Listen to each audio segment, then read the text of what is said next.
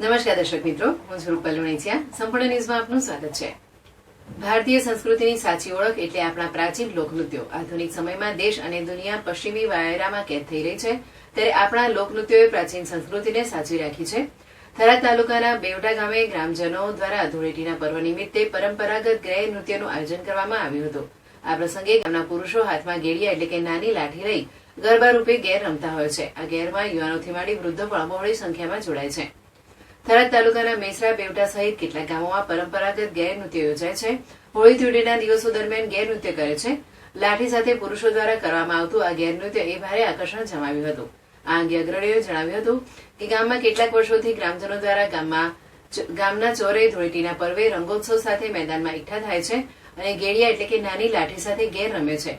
આ પ્રસંગે મહિલાઓ પણ મોટી સંખ્યામાં ઉપસ્થિત રહે છે. શક્તિના સ્ત્રોત સમાન આ પ્રસંગે ગોળ ધાણા વહેંચવામાં આવે છે. અને આપણા લોકનૃત્ય અને લોક સાહિત્યમાં પ્રાચીન સંસ્કૃતિ સચવાયેલી છે. આજના આધુનિક સમયમાં પ્રાચીન સંસ્કૃતિએ લોકનૃત્યોને સાચવી રાખી છે. લોકનૃત્યો આપણી પ્રાચીન પરંપરાનો મીઠો રણકતો ધબકાર છે. આ પર્વ પર આખું ગામ એકઠા થઈ વર્ષોથી ચાલી આવતી પરંપરા મુજબ ગેર લોકનૃત્ય રમીને અસ્મિતા અને સંસ્કૃતિને સાચવી રહ્યા છે. ધૂળેટીના દિવસે આજુબાજુના વિસ્તારમાંથી મોટી સંખ્યામાં લોકોએ ઉપસ્થિત રહી ગ્રામજનોનો ઉત્સાહ વધાર્યો હતો. આ લોકનૃત્યને થરાદ, ધાનેરા, ડીસા વિસ્તારમાં પણ રમવામાં આવે છે.